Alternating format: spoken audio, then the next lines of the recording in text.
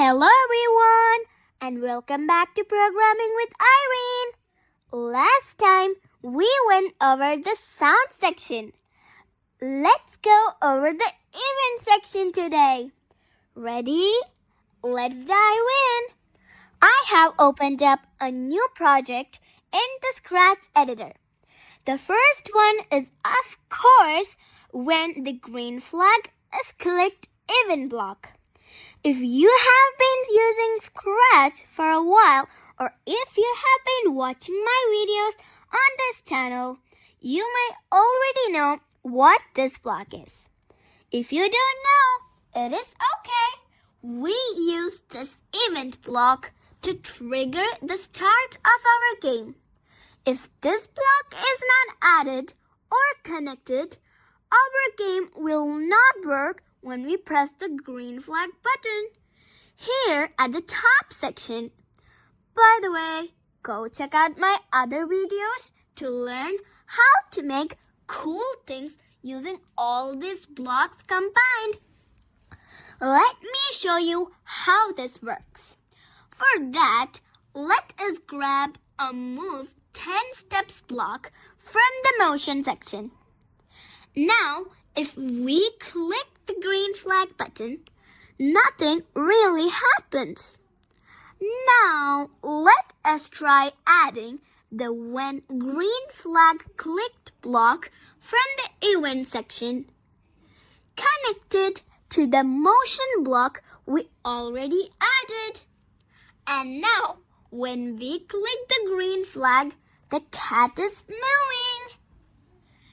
The next block is also similar. This is the When Space Key Pressed block. You can use the other keys as well. Just click on this drop-down menu on the block and choose any of these keys. Basically, we can add this block if we want to make something happen when we press the key we selected. Let us use the space key itself. I am adding this block and then connecting the Go to Random Position block from the Motion section. Now, if we press the space bar, the cat is moving to random position. You can add multiple of these things to make our cat do things when we press the key we selected. The next block is also similar in behavior. It is the When Sprite Clicked block. Yes, just like you thought, this will be activated when we click on the sprite. Let us connect a glide 1 second to random position. Block from the movement section and try clicking our cat. Here on the right side. See, he just glided to a random position. Click again. Oops, here he goes again. This is kind of fun. Let us make it even more fun. We have the When Backdrop switches to block up next. We can use this block to do some things when the backdrop of our game is changed. Let me think of something. How about making the cat meow when we change the backdrop? For this, let us add a new backdrop. I am choosing this Arctic one. Now, when we start the game, it should start with our default white backdrop. For this, let us add the Switch backdrop to block from the left section and choose the backdrop 1 option from the drop-down and connect it to our green flag clicked event block. Now, we need to change the backdrop to our Arctic one when we press any key. Let us see if you have been paying attention. Which block can we use for this? If you want to think about it, pause the video, and once you have, the answer, resume and check if you got it right. So, it is the when key pressed block. Did you get it right? Don't worry even if you don't. Just rewatch the video and revise it a couple of times. I am adding this block. And this time, let us choose the up arrow key. For changing the backdrop to our Arctic one, let us add another switch backdrop block and choose the Arctic background. Finally, it is time to add our when backdrop switches to block. Add it. And let us connect the start sound block from the sound section. Hope you remember this. We can see that the meow sound is selected. Let us try this out. First, let us click the green flag button to reset our backdrop. Then, try pressing the up arrow key. Yes! The backdrop was changed to the Arctic one and our buddy cat just meowed.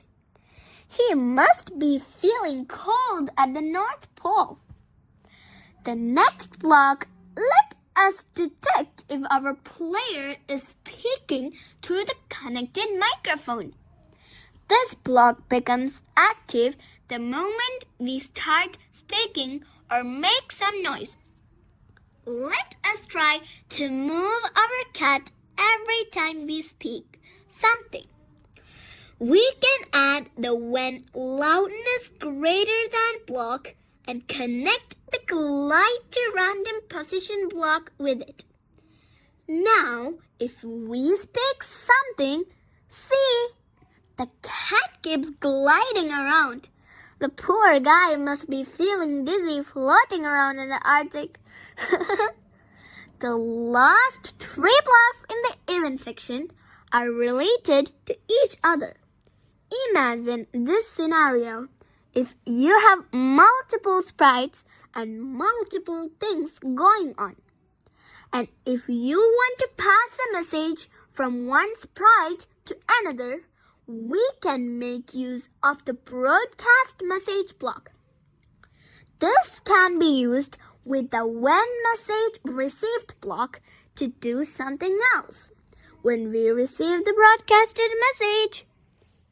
Let us make use of the when sprite clicked block that we already added. We can make our sprite keep switching costumes every time we click on it. For that, I'm adding the broadcast message block. Here, we can edit the message if we want. I am going to leave it as it is for now. We can also use the broadcast message and wait block. But the difference is, if you want to connect anything else to this sequence, then the wait version will wait until the broadcast is completed and will not execute the rest. But the one we used now will broadcast the message and continue with the rest of the blocks. Now that is out of the way.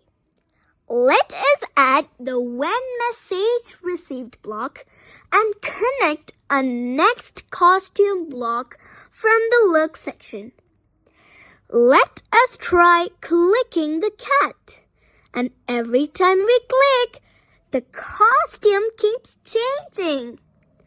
Now it looks like our buddy cat is running in the snow.